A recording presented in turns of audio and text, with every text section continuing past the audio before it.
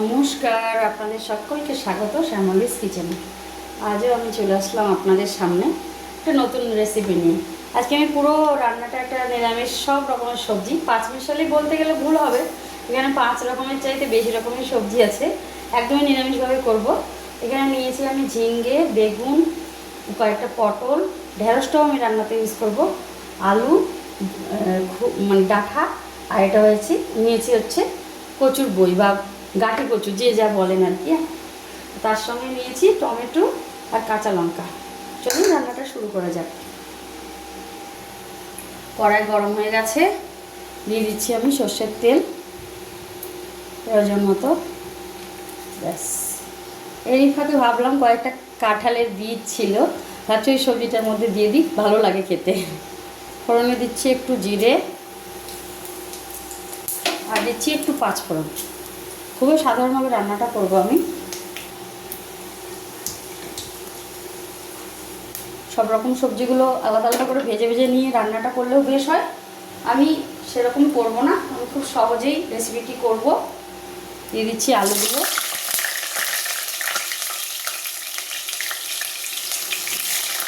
আলুগুলো একটু ভালো করে নাড়াচাড়া করে নেব।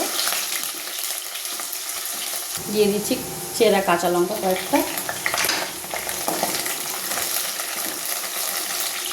যা গরম পড়েছে, এরকম হালকা ফুলকা ঝোল কিন্তু গরমে দিন খেতে বেশ ভালোই লাগে।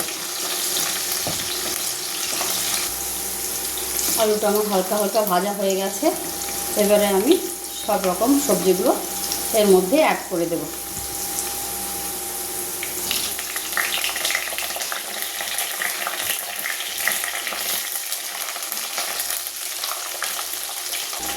এবারে বাকি সম্পূর্ণ সবজিগুলো আমি দিয়ে দিচ্ছি।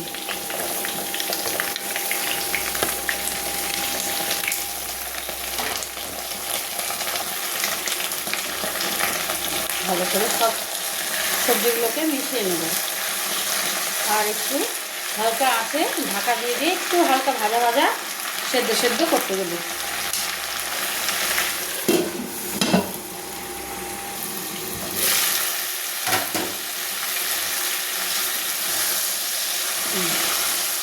ভাজা ভাজা হয়ে এসছে সবজিটা।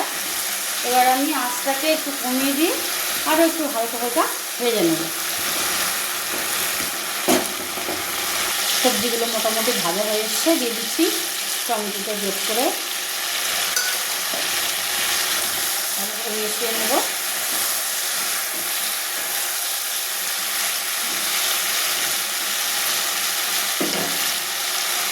এবার আমি এক এক করে সব মশলাগুলো দিতে থাকবো। দিয়ে দিচ্ছি পরিমাণ মতো লবণ, হালকা ঝোল ঝোল রাখবো, আর একটু লবণ রাখবো।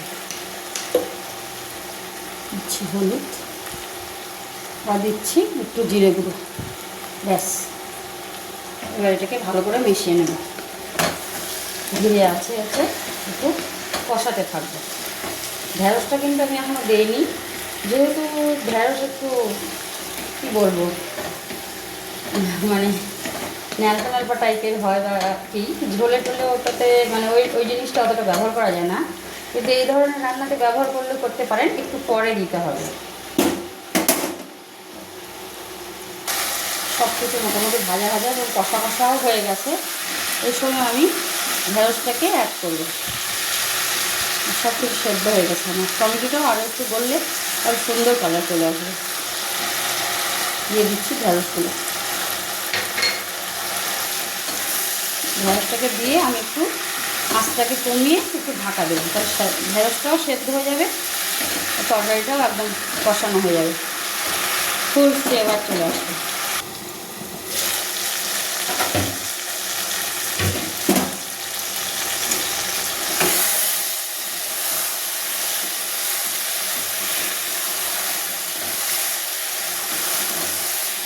আর একটু নাড়াচাড়া করে আমি এতে প্রয়োজন মতো জলটা যোগ করবো।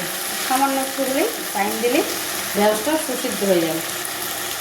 আবারও দিচ্ছি একটু ঢাকা আমি। এবারে দেখি, আশা করি হয়ে এসছে।